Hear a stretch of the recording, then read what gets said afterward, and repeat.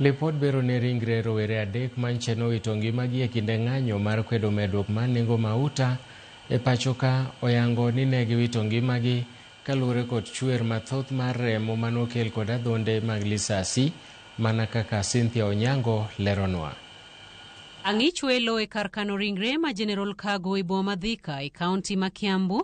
Anyola Peter Githinji ma jahigni 22 mawuok Ruiru, anyola mar Kevin Kang'ethe ma jahigni 29 kod Maximilian Muiruri ma en jadak ma Thika ochopo mar neno gi wang'gi chal mar lipot mar bero mag yawuotgi manyocha owito ngimagi e kinde ng'anyo mar kwedo medruok mar nengo mauta. Monica Wanjiku ma en wai Peter Githinji wacho ni laktar motimo bero olero negi ni wuodgi nochwad kod lisasi manodonjo e dende kokalo e piny iye korka chich kendo wuok korka cham bang' yiecho fuoni mag iye kendo kelo chwer mathoth mar remo magikone nokelo tho mare. Kulingana na postmortem imeonyesha gunshot yake iliingilia hapa on the right side, ikaenda ikidamage ndani ya tumbo yake hadi ikatokea hii side ikavunja hii mfupa ya hii side nyingine, na wakati ilivunjia hapa hawakuipata tena, hawakupata bullet.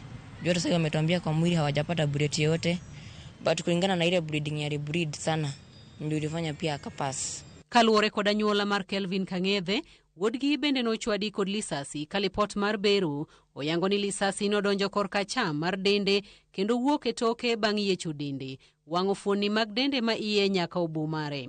Lisasi bende noturo achiel kuom ng'edene. Kaluwore kod wuon mare John Mwangi, olero ni jatim bero nyise ni chwer mang'eny mar remo ema nokelo tho mar wuode.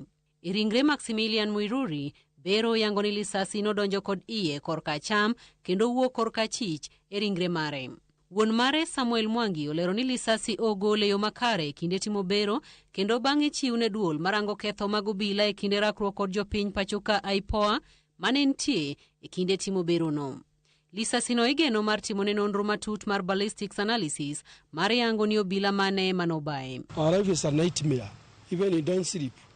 I thought you saw the mother when she was here, and she couldn't afford to stay long.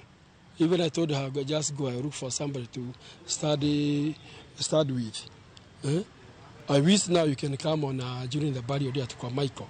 I don't know what will happen. E kinde timo bero, riwruok makedo ne ratich oganda mong'ere kaka Independent Medical Legal Unit kata IMLU entie kendo singo mar luwo buch nek mar rawere adekgo mar neno ni giyudo ratiro e kinde manyuola magi. Bende okwayo sirikal mondo ne ni obila manobayo lisasi manokelo tho rawerego okawnegi ondamo mager mar chik. Ringre rawerego gen chwal ne chenro mar ike jumani e gwenge ma Murang'a, Kiambu kod boma ma Nakuru. Cynthia Onyango, Ramogi TV.